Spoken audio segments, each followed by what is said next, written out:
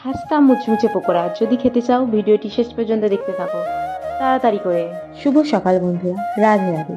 তোমরা সবাই কেমন আছো অবশ্যই কমেন্ট করে জানাও। আজকে চলে এসেছি নতুন একটি ভিডিও নিয়ে। আজকে আমি কি রান্না করলাম সেটা তোমাদের সাথে শেয়ার করব। এটা ছিল একাদশীর দিন। একাদশীর দিন আমি বানিয়েছিলাম সাবু পকোড়া। তো সেটা কিভাবে বানালাম সেটা তোমাদের সাথে শেয়ার করব। প্রথমে সাবুটাকে জল ঝরিয়ে ভালো করে ভিজিয়ে জল ঝরিয়ে রেখেছিলাম।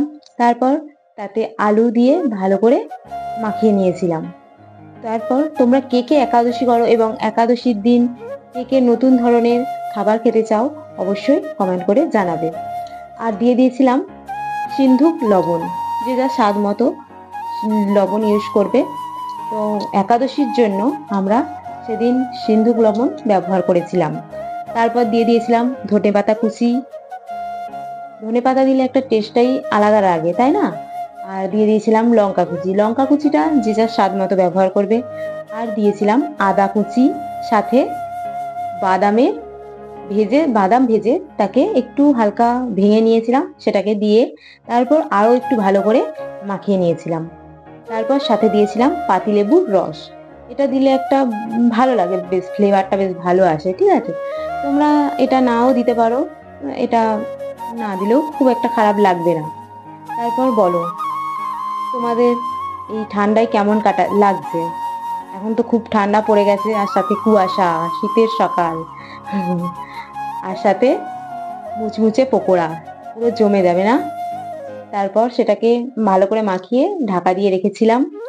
তো একটুখানি পরে সেটাকে আমি একটা শেপ দিয়ে দিচ্ছি, পকোড়ার শেপ। তারপর ভাজা হবে এটা।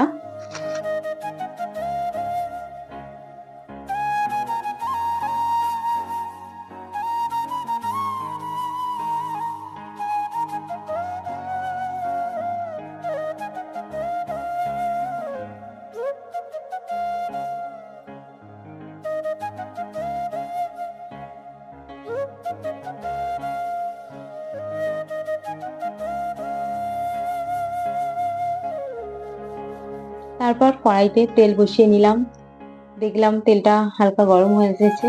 তারপর সেই সাবুর যে পকোড়ার শেপগুলো সেগুলো ছেড়ে দিলাম। তো দেখো একটা তেলের আওয়াজ কি সুন্দর লাগে না?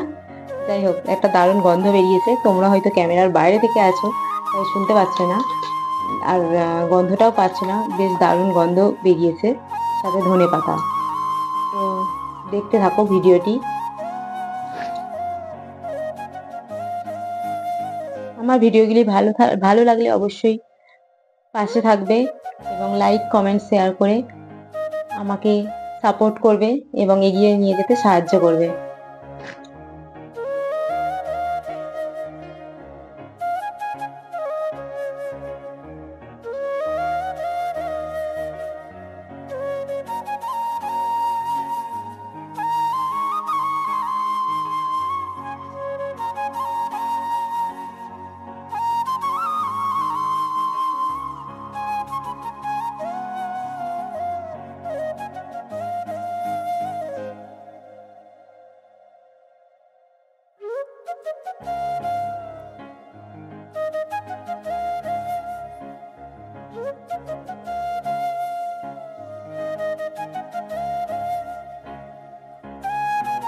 এদিকে আমাদের পকোড়া কিন্তু রেডি হয়ে গেছে।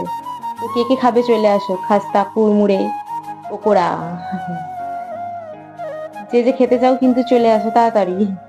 আর এর সাথে আমি বানিয়েছিলাম একটি ধনেপাতার চাটনি, যাতে ছিল ধনেপাতা আর লঙ্কাকে পেস্ট করা, সাথে একটু নুন আর চিনি স্বাদ মতো। তো এই ধনেপাতার চাটনির সাথে পকোড়াটা কিন্তু দারুণ লাগছিল।